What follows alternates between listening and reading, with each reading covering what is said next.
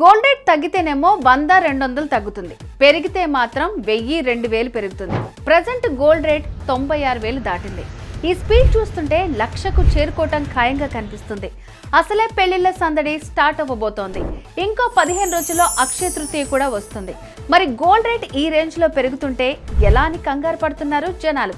కానీ కాయిన్ కి ఇంకో సైడ్ మాత్రం ఫుల్ ఖుషీలో ఉన్నారు. ఎందుకంటే గోల్డ్ ని తాకట్టు పెట్టి లోన్లు అప్పులు తీసుకున్న వాళ్ళు ఉంటారు కదా, వాళ్ళంతా గోల్డ్ ని అమ్ముకుని లోన్స్ అప్పులు క్లియర్ చేయొచ్చని చూస్తున్నారు. ఇంకొందరు గోల్డ్ ని క్యాష్ గా మార్చుకోవచ్చని ఆనందపడుతున్నారు.